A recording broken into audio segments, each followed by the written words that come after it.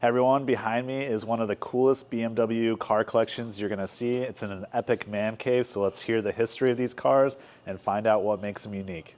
Hey Brian, hey how's Nick. it going? Good. Good to see you. You too. Welcome. This is quite the collection you have here. How did you get to, before we go into each car, how did you get to this point where you have multiple BMWs? Lack of discipline. There you go.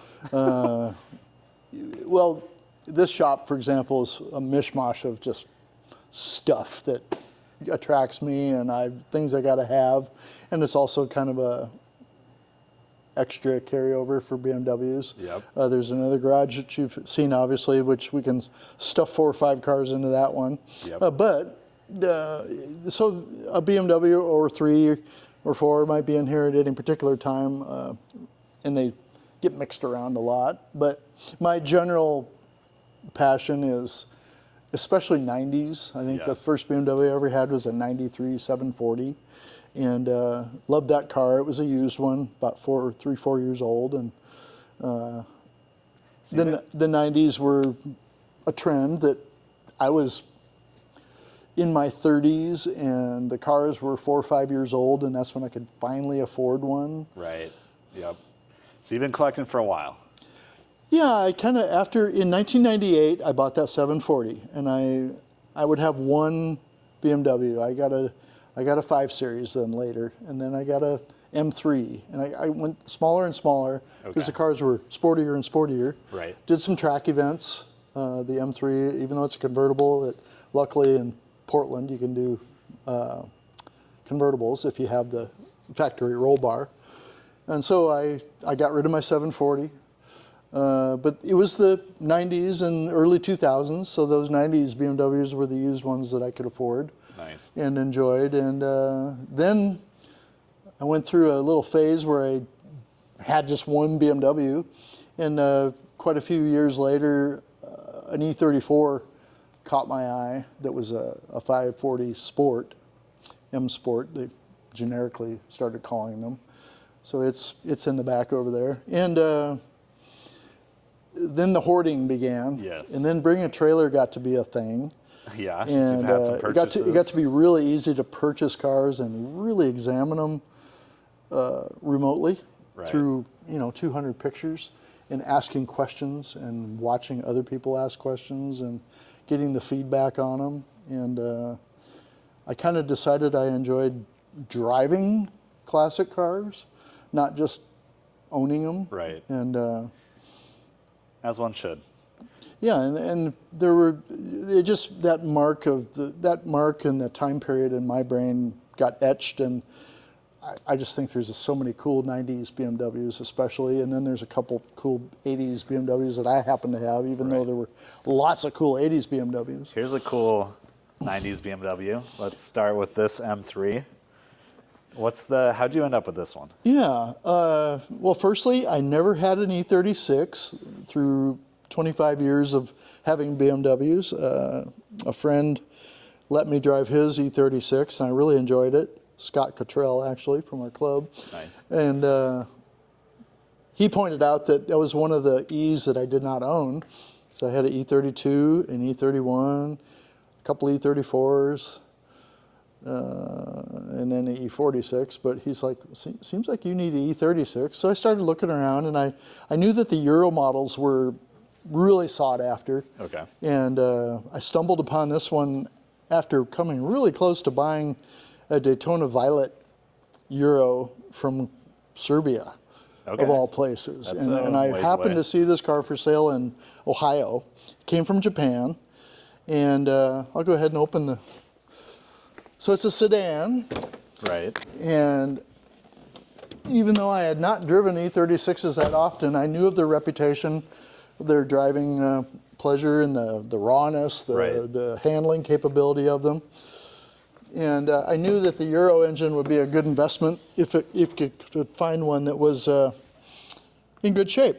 So for the people watching, what's the difference between the Euro engine and the standard US? Well, most people that follow BMWs know that the US kind of got shortchanged on the M engine in the E36 M3. There was the 3-liter version of the S52, and then there was the 3.2 liter in the Evolution year, which was 96. This is a 96, so this is the Evolution 3.2 version. The big difference was the individual throttle bodies. Okay. That was the big difference. The American, it was actually the only American M car that didn't have individual throttle bodies. So this was pretty unique in that respect. It had also had double Vanos. It had, this car is a 321 horse. Also Euro individual parts that make it a little more rare is the glass headlight covers. The impeller on the water pump was metal. There were just a lot of things about the Euro versions that were a little more expensive and a little more, well, that's the best way to put it, is expensive compared to the American version, because BMW is really trying to make the E36 affordable for the American market. And that one had like 250 horsepower? 240. 240 compared to the over 300 horsepower Euro. Right. So this was actually the first non-aspirated engine in the world. To have more than 100 horsepower per liter. Wow, that's cool. It's got 300. It's 3.2 liters. It's 321 horse, and it is exactly one half of the F1 McLaren F1 engine. Okay. That McLaren is a 6.4 liter produced by BMW, and it has exactly the same technology. It's just two of these put together in a V. Nice. Yeah. Very cool. And what else is special about this car? Well, what's kind of unusual about it is it's a sedan, number one. Then the nomenclature, people love to say M3, 4, or 5, which is a M3 4-door 5-speed. Nice. Well, this is actually an M3 4 6, so it actually has a 6-speed transmission. Okay. The sedans also came stock with the soccer ball wheels, which I believe is style, I want to say 39. And believe it or not, 3 years ago when I bought this car, BMW still made these wheels from the factory, and they were actually halfway affordable. Wow. And so I bought a set. It had a set of, they were called Sunflower wheels, which are also an E36 M wheel, which were not proper for this car though. So managed to get a hold of that. Otherwise, the car's all original paint. I think it's had the hood and front fascia repainted. It's got about 87,000 miles on it. I mean, it's pristine. It's like one of the nicer early M3s that I've seen in person, to be honest. I've really enjoyed it. It's a great driving car. It's, as most people know, it's got a little bit of a rickety interior. Right. They're a pretty cheap interior in the E36s, but this one's held together pretty well. It was in pretty good shape and been stored pretty well over the years. Speaking of special interiors, let's move to this car. This car I've never seen before, and it has the inside, the interior is really interesting. So what is this car? So this is an L7 in 86 and 87. They made an L7. They also made a L6 with the 6 Series, but this is the 7 Series with the L package. Some actually say it stood for luxury. Some say it stood for leather, but I think it stands for leather. They made 1,500 of these for the U.S. market. And this interior over 2 years. Immaculate. It's absolutely insane. Well, I'm lucky this car actually only has about 6,000 miles on it. So it's been maintained pretty well, if for no other reason than lack of driving and lack of seat time. But it was actually kept in the basement of a house. Really? In the Hamptons. Wow. Yeah. So how did you end up with a car that was in the basement of a house in the Hamptons? It showed up on Bring a Trailer. Okay. This is a Bring a Trailer find. It was an accidental Bring a Trailer find, which I've done a few of those. And I just couldn't believe it was going for what it went for, and I ended up owning it. I wasn't looking for one, but I liked it, and I've never had an E23. But think they're pretty special, having driven an E32 for quite a few years. So it's a light silver gray and dark gray two-tone interior The other one that came with these, the only other color combo was a really light white, Lotus white with gray contrasting leather. But it is all up in the ceiling, the headliner, the seats, the back seat, the dash, the door panels. Everywhere you look was beautiful stitching and beautiful, real soft, supple leather all around the console. I love the two-tone on it. It's beautiful.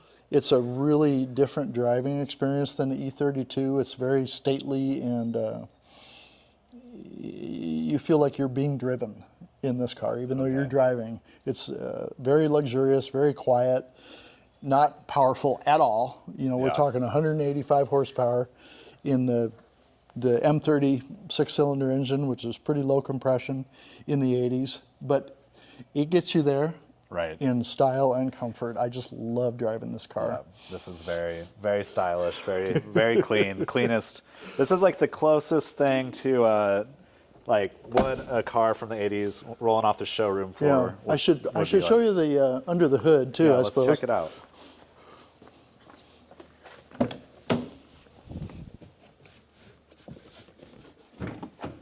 It's got the classic forward opening hood. Yeah.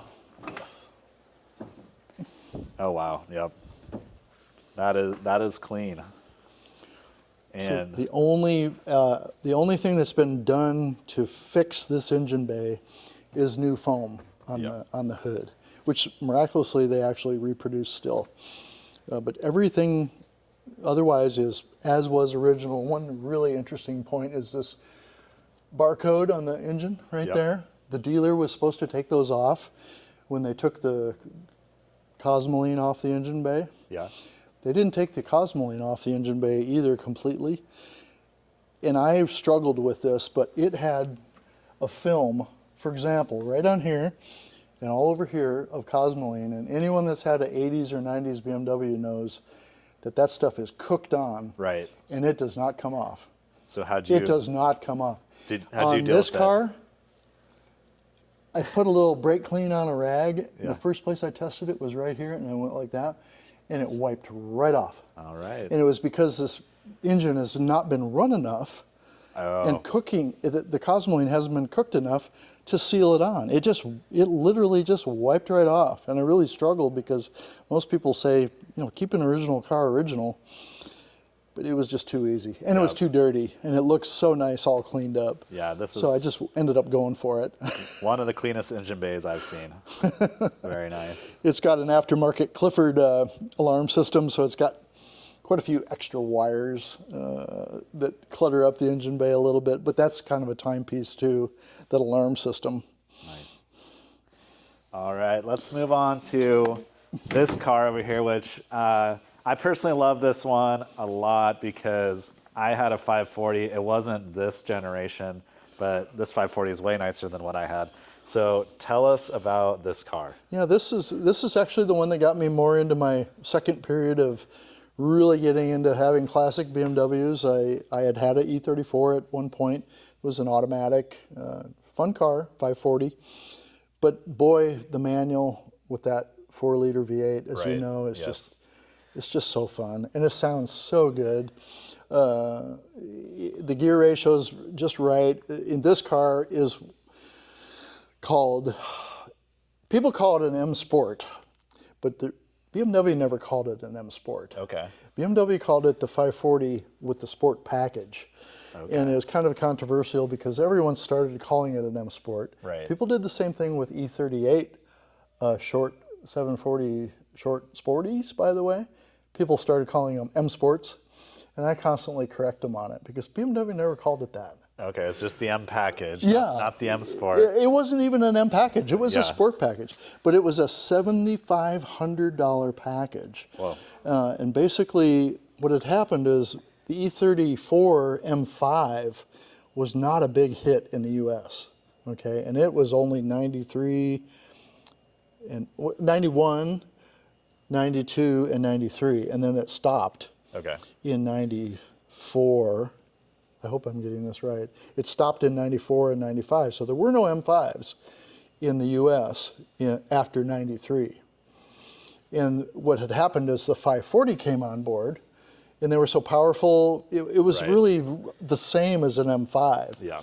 But BMW got solicited by BMW North America to make the special package with all the bits that were M5 in Europe. But let's use the 6-speed and that M60 4-liter V8. So emissions were a easier deal. The price was actually easier. BMW could justify it, and they made 200. The published number is 200, but it's actually 204. Okay. There were actually some pre-production models that went around dealerships. And did you find this one in a basement, or did you find this somewhere else? This was actually at a dealership, a Porsche dealership in Southern California. Okay. And I found this on Bring a Trailer back right about the last period of time before they started doing their own auctions, before Bring a Trailer started having their own Right. sales auctions. So I tracked down where it was and found the owner, and we struck a deal, and I actually flew down to San Diego and drove it back. It was a glorious drive. It took about not very many hours. Yeah, going pretty quick. And it was a real fun drive back. So this car, interesting story, the owner of it, the original owner of this car bought a Canadian M540, Yeah. one of the 26 that BMW had made for that country. He bought a white one of those, and he bought this red 540 Sport in 95. They were both 95s. That was the only year they were made. And he took the interior and swapped it into this car, and the wheels, and the brakes, and the Shadowline trim, Yep.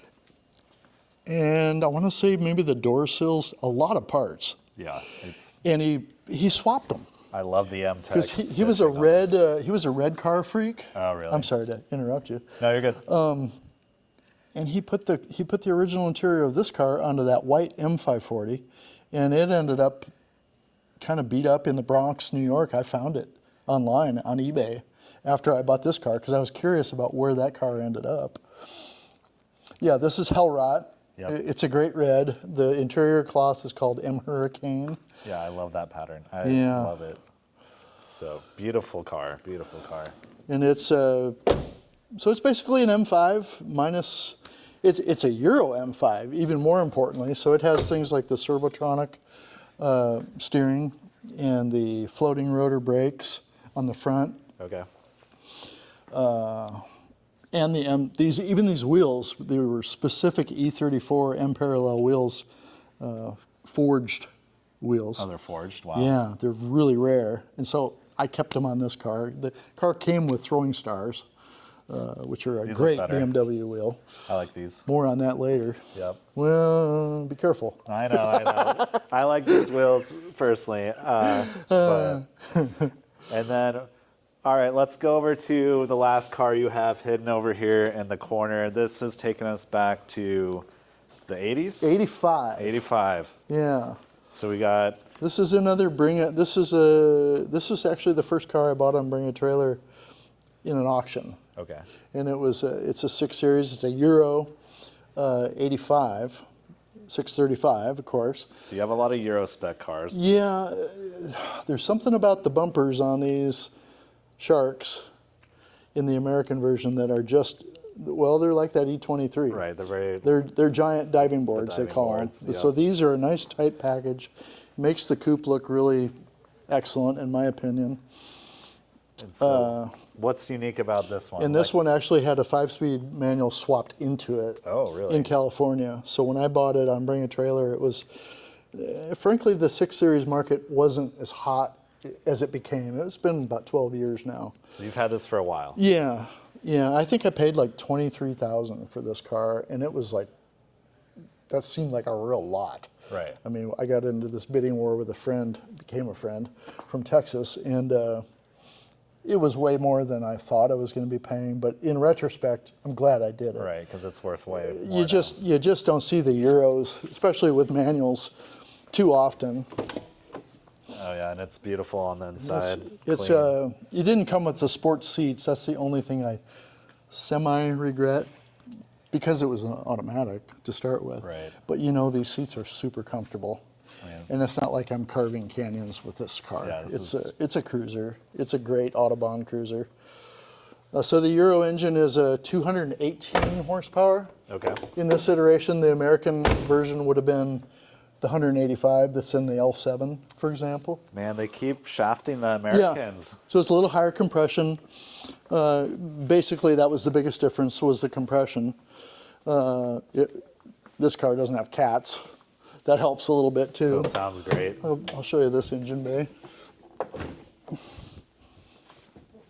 But this is definitely, compared to the 90s cars, you feel the antique feel. Oh, really? In the 80s. I mean, it's a real step up in quiet and wind noise. It's just a little bit, everything feels a little bit older. Okay. But it's funny, with this car, the more you drive in an afternoon on a cruise, the better and better it feels. Nice. You start feeling really used to it.